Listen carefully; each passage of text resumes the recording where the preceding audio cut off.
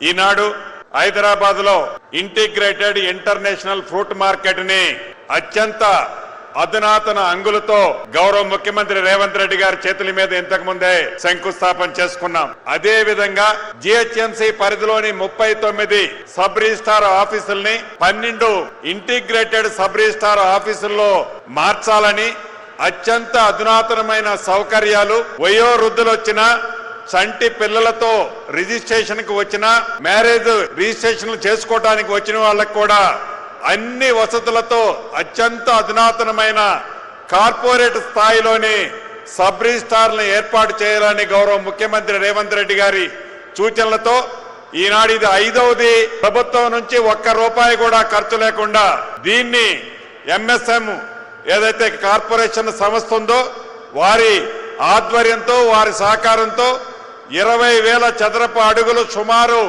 20 కోట్ల రూపాయలతో వారి సొంత నిధులతో ఈ ఇంటిగ్రేటెడ్ స్టాంపు ఆఫీసులను ఇక్కడ ఏర్పాటు చేసుకోవడం జరుగుతుంది. యాజమాన్యానికి మనస్ఫూర్తిగా నా పక్షాన, రాష్ట్ర ప్రభుత్వ పక్షాన కృతజ్ఞతలు తెలియజేస్తున్నాను. రాబోయే 9 నెలల లోపే 4 ఎకరాల్లో అద్భుతమైన ఈ ఇంటిగ్రేటెడ్ సబ్ రిజిస్టార్ ఆఫీసుని మళ్లీ గౌరవ ముఖ్యమంత్రి రేవంత్ రెడ్డి గారి చేతులతో ఓపెన్ చేయించుకోవడం జరుగుతుందని తెలపడానికి సంతోషిస్తున్నాను. అదే విధంగా నిన్నటి నుంచి రాష్ట్ర వ్యాప్తంగా శాస్త్రోయుక్తంగా ఏవైతే రిజిస్ట్రేషన్ ఛార్జీలు ఏవి ₹1 పెంచకుండా కార్డు వాల్యూని మార్కెట్లో ఉన్నదాని ప్రకారం తగ్గించుకొని కొద్దిగా మార్కెట్ కార్డు వాల్యూని పెంచడం జరిగింది. దీనివల్ల ఏవైతే ప్రతిపక్షాలు ఆరోపణలు ఉద్దేశపూర్వకంగా చేస్తున్నాయో, రాష్ట్ర ఖజానాన్ని నింపుకోవడానికి చేస్తున్నారని వారి ఆరోపణల పచ్చి అబద్ధం. వారు అధికారంలో ఉన్ననాడు ఆనాడు 6% స్టాంప్ డ్యూటీ ఉంటే వారు పెంచింది 7.5% వారు పెంచారు. ఈనాడు గౌరవ ముఖ్యమంత్రి రేవంత్ రెడ్డి గారు కానీ, సహచర మంత్రులందరూ కానీ ప్రజల మీద ఎక్కడా భారం పడద్దు, స్టాంప్ డ్యూటీని 1.1% కూడా పెంచొద్దు, ఎట్టి పరిస్థితుల్లో సామాన్య రైతుల మీద, పేదవాళ్ల మీద ఈ భారం పడొద్దని గౌరవ ముఖ్యమంత్రి గారు సహచర మంత్రుల సూచనలతో ₹1 కూడా అదనంగా స్టాంప్ డ్యూటీని పెంచకుండా, పర్సంటేజ్ని పెంచకుండా మార్కెట్ వాల్యూని కరెక్షన్ చేయడం జరిగింది.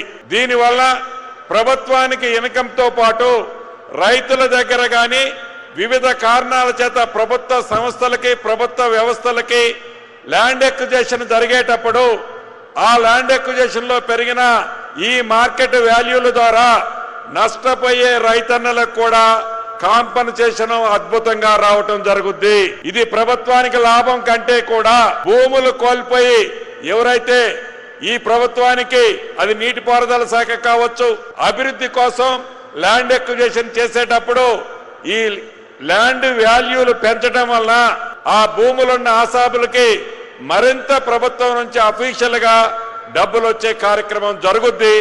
ఇది రైతన్నలకి, ఈ రాష్ట్రంలో ఉండే భూములున్న ఆసాములకి మంచి జరిగే కార్యక్రమే కానీ ఉద్దేశపూర్వకంగా విషము చమ్మే ఆ ప్రతిపక్షాలు చెప్పే దాంట్లో నిజం లేదని మరొక్కసారి రాష్ట్ర వ్యాప్తంగా ఉన్న ప్రజానీకానికి తెలుపుతూ, ఇంత మంచి కార్యక్రమాన్ని ఏర్పాటు చేసిన స్థానిక శాసనసభ్యులకి, వ్యవసాయ శాఖ మంత్రి వారి గారికి మరొక్కసారి అభినందనలు, కృతజ్ఞతలు చెప్తూ సెలవు తీసుకుంటున్నాను.